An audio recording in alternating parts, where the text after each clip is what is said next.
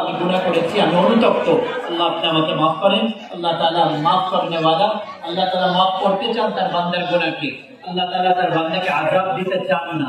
আর মাফ করার সাথে সাথে আমাদের আমলনামা যেটা খারাপই আছে এই সব আল্লাহ তাআলা মুছে দেন, এই সব গুনাহগুলো মুছে যায়। আবার গুনাহ করলে আবার নতুন করে লেখা হয়, কিন্তু আগের গুনাহগুলোকে আল্লাহ আবার ফেরত এনে লেখেন না। এই জন্য আমরা পিছনের গুনাহ থেকে তওবা করে সামনে নতুন একটা জীবন শুরু করার এবং নতুন একটা সময় এখান থেকে আবার শুরু করার নিয়ত করি। আমরা দরুদ শরীফ পড়ি, আল্লাহুম্মা সাল্লি আলা কামা সাল্লাইতা আলা ইব্রাহিম ওয়া আলা ইব্রাহিম ইন্নাকা হামিদুম মাজিদ। আল্লাহুম্মা বারিক আলা মুহাম্মাদ। এখানে যদি চেয়ার থাকে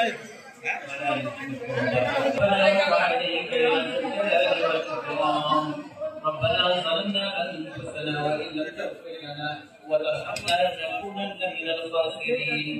আল্লাহ আপনি আমাদের সমস্ত গুনাহকে মাফ করে দেন। আল্লাহ আমরা গুনাহগার, আমাদের গুনাহের কোনো সীমানা নেই। আল্লাহ আমাদের গুনাহ থেকে আমাদেরকে পবিত্র করে দেন। আল্লাহ যে জায়গায় আছি, যে অবস্থায় আছি, আল্লাহ আমাদের সবাইকে সুস্থ রাখেন। আল্লাহ আমাদের ঈমানকে মজবুত বানিয়ে দেন। আল্লাহ আমাদের ঈমানকে আপনি এমন বানিয়ে দেন যেরকম ঈমান।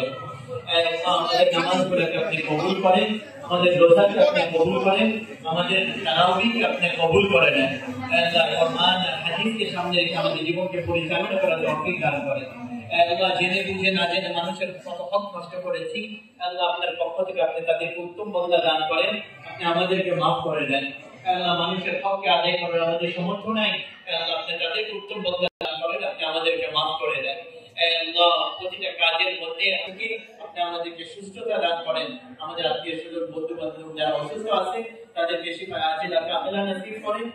যারা দুনিয়া থেকে চলে গেছে ওনাদের কবরকে নূর দিয়ে ভরে দেন, ওনাদের কবরের আযাবকে মাফ করে দেন।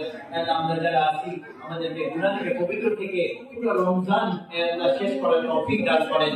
এই ময়দানে যখন আপনি